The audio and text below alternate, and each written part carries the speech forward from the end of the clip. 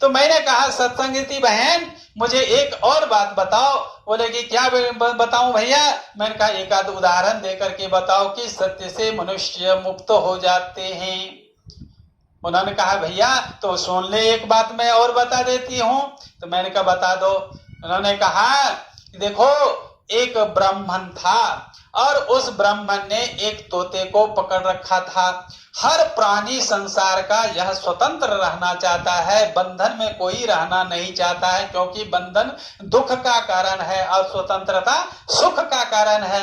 तो स्वतंत्र रहना चाहता है, सुखी रहना चाहता है, लेकिन फिर भी उस पक्षी को उस ब्राह्मण ने पकड़ लिया था और अपने पिंजरे में बंद कर लिया था। और कहते हैं तोता मनुष्य की वाणी बोलता है, जैसे जैसे उसको सिखाओगे, जो जो सिखाओगे वो बोलता रहता है। तो उसको उन्होंने सिखाया, पढ़ाया और जो उनको सिखाना था, जो उनको कहना था वह कहा, सिखाया और तोता उसका ही अनुकरण करने लगा। अब एक दिन की बात है, उस ब्राह्मण ने कहा कि तोता मैं जा रहा हूं संध्या करने के लिए, संध्या के बाद मैं स्वाध्याय करूंगा।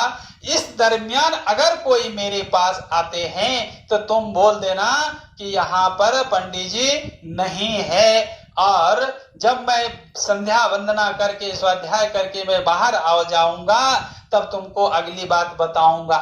उन्होंने क्या किया, अंदर गया, स्वाध्याय किया और स्वाध्याय करके बाहर आया और देखा कि सब इन्होंने अनुकरण किया। जितने उस बीच में आदमी आए उनसे मिलने के लिए, पंडित जी से मिलने के लिए, उन्होंने मना कर दिया कि नहीं पंडित जी यहाँ नहीं है, क्योंकि उनको ऐसा सिखाया गया था। लेकिन एक दिन उस गली से एक अर्थी जा रही थी और 4 आदमी कंधे पर लेकर के अर्थी निकल रहे थे और उनके साथ असंख्य आदमी जा रहे थे और सबके मुंह से एक ही आवाज निकल रही थी, ओम नाम सत्य है, सत्य बोलो गत है, ओम नाम सत्य है, सत्य बोलो गत है।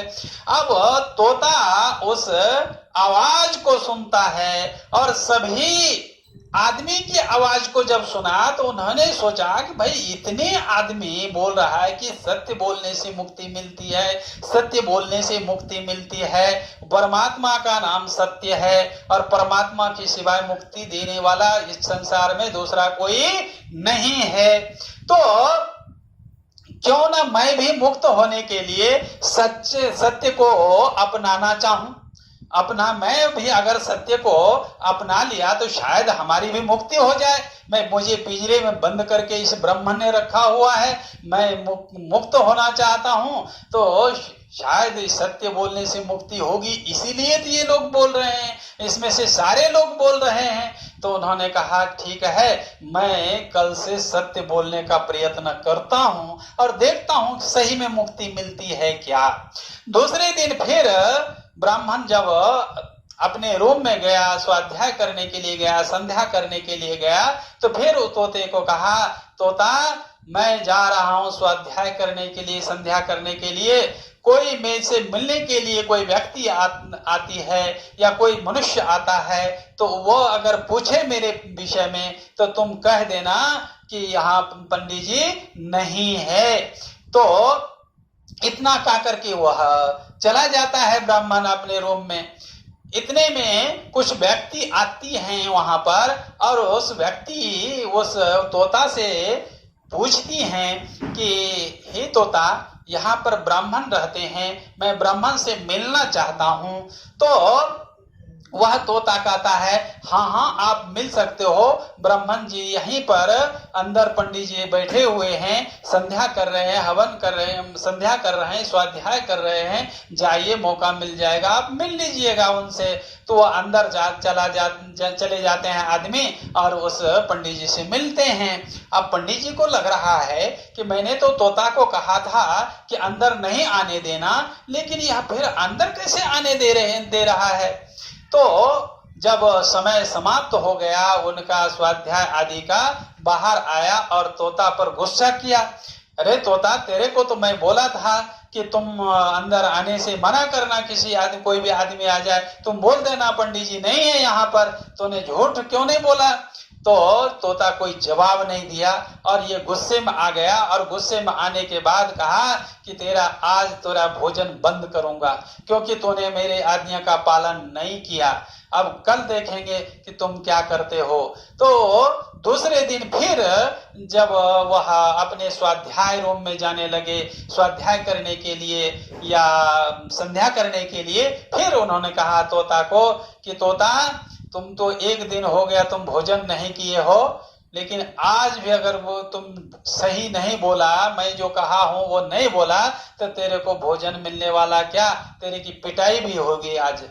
तो उन्होंने कहा कि जो मैं कह दिया हूं वही सुनना है, कि जितने आदमी आएंगे यहाँ पर मुझसे मिलने के लिए, उसको बोल देना कि वो पंडित जी यहाँ पर नहीं हैं, सीधा बोल देना पंडित जी यहाँ नहीं हैं, आप फिर कभी आइए मिलने के लिए।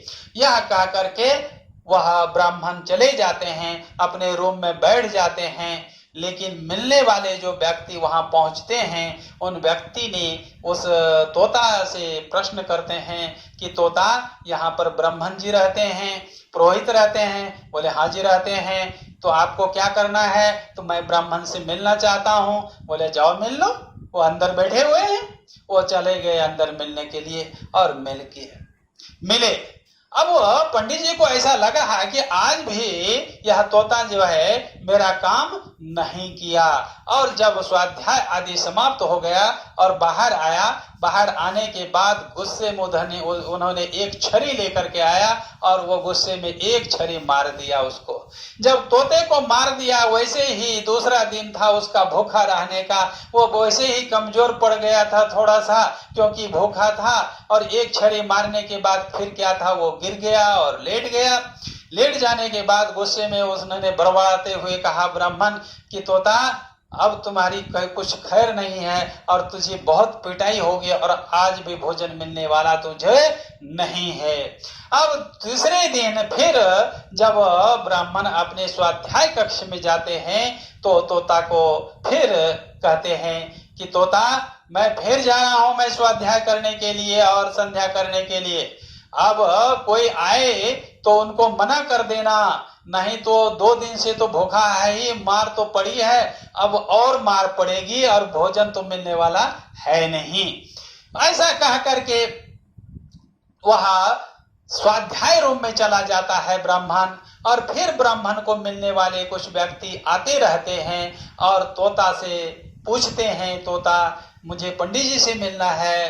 अब तोता की जबान भी बंद होने लगी थी, कमजोर भी पड़ गया था, आवाज दब गई थी। लेकिन दबी आवाज में ही तोता कहता है कि भैया पंडित जी अंदर ही हैं, आप जाकर के मिल लो। अब वहां जाकर के मिलना शुरू हो जाता है, पंडित जी को लोगों के द्वारा मिलना शुरू हो जाता है। अब पंडित जी फिर सोचता है कि अरे तोता जो है ना अब मेरे काम का दिखता नहीं है और ये मेरी बात नहीं मानता है। अब वो बहुत गुस्से में आ जाता है और स्वाध्याय आदि समाप्त होने के बाद वह तोता के पास आता है और तोता को बेहोशी अवस्था में देख करके गुस्सा में आकर के बड़बड़ करता है और कहता है तोता तूने आज भी मेरा काम नहीं किया। अब उसको हिला करके देखता है कि तोता मर तो नहीं गया, कुछ आवाज नहीं आ रही है। वो तो बेसुध पड़ा हुआ था क्योंकि 3 दिन से भोजन नहीं मिला था, ऊपर से मार पड़ी हुई थी, मार की वेदना उनको हो रही थी।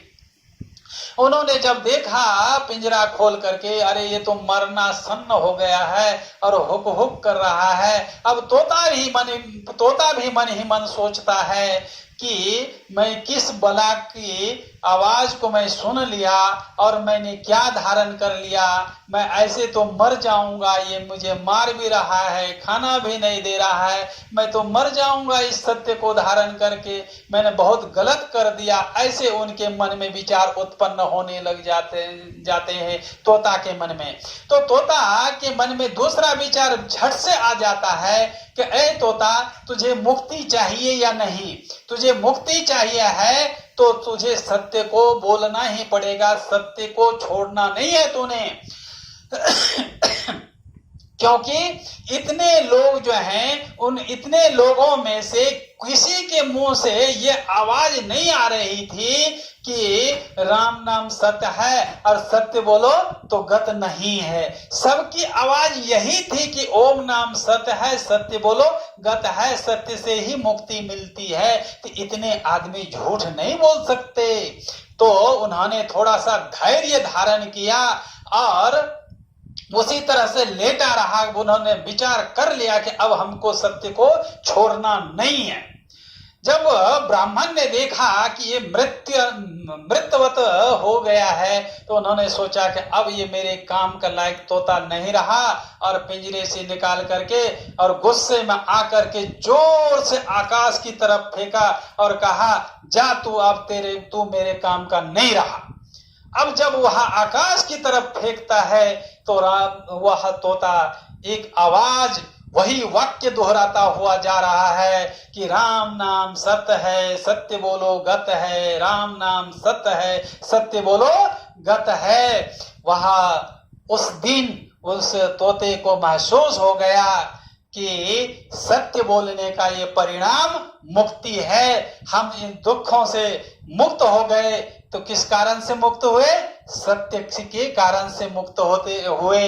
इसलिए मैंने उनसे पूछा, संगति बहन तूने उदाहरण तो बहुत बढ़िया दिया और मुझे बहुत बढ़िया लगा कि सत्य से मुक्ति मिल जाती है।